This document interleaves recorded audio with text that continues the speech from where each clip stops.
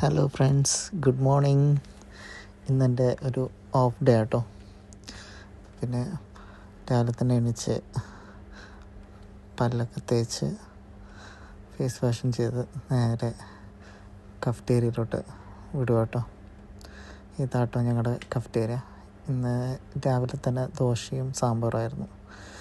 അത് കൂട്ടി ഒരു പിടുത്തം പിടിച്ച് അടുത്തത് നേരെ ജിമ്മിലോട്ട്. ഇതാണ്ട് ഈ കാണുന്ന കോട വേറൊന്ന് കുറയ്ക്കണം.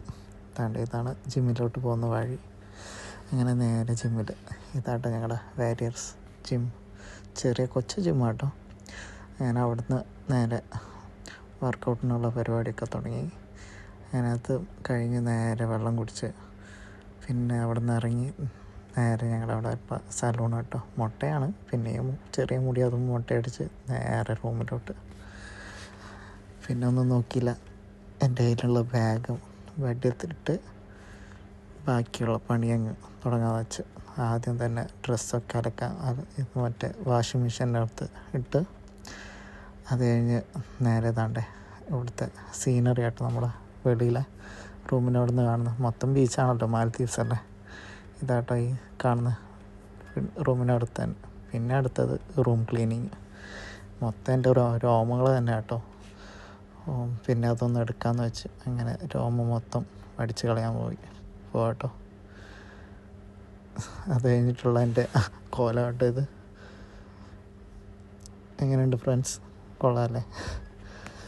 അങ്ങനെ ആ പ്രകടനവും കഴിഞ്ഞ് അടുത്തത് നമ്മൾ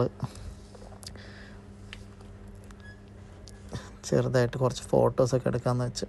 കുറേ നാളുകൾക്ക് ശേഷം രോമങ്ങൾ എടുക്കുന്നത്. അത് കഴിഞ്ഞിട്ട് വെളിയിലോട്ട് പോകാമെന്ന് വെച്ച് ഏതൊക്കെയോ ഡ്രസ്സ് അങ്ങ് ഇട്ട് നോക്കി, ഒന്നും സെറ്റായില്ല. പിന്നെ ബ്ലാക്ക് കളർ അങ്ങ് ഇട്ട് പിന്നെ ലഞ്ച് ചിക്കൻ കറിയും പപ്പടവും ചോറും കൂട്ടി കഴിച്ച് പിന്നെ നേരെ കൂട്ടുകാരനുമായിട്ട് വെളിയിലോട്ട് പോകാമെന്ന് വെച്ചു. അങ്ങനെ ഞങ്ങൾ രണ്ടുപേരും നടക്കും കേട്ടോ. ഇത് വെളിയിലെ സീനാട്ടോ. വിശാലമായ സ്ഥലം കണ്ടോ, അടിപൊളിയല്ല സ്ഥലം. ബീച്ചും നല്ല തെളിഞ്ഞ നീരും. പിന്നെ അവിടുന്ന് കുറേ ഫോട്ടോ എടുത്ത്. എപ്പോഴെങ്കിലും ഒരിക്കലും ഇങ്ങനെ ഫോട്ടോസൊക്കെ എടുക്കുന്ന ലീവുള്ള ദിവസം പോയാൽ പിന്നെ ഒന്നും നോക്കിയില്ല, കുറേ ഫോട്ടോസ് അങ്ങ് വെച്ച് കാച്ചി. അത് കഴിഞ്ഞിട്ട് ഞങ്ങൾ നേരെ പോയത് ഫേസ് 2 കേട്ടോ.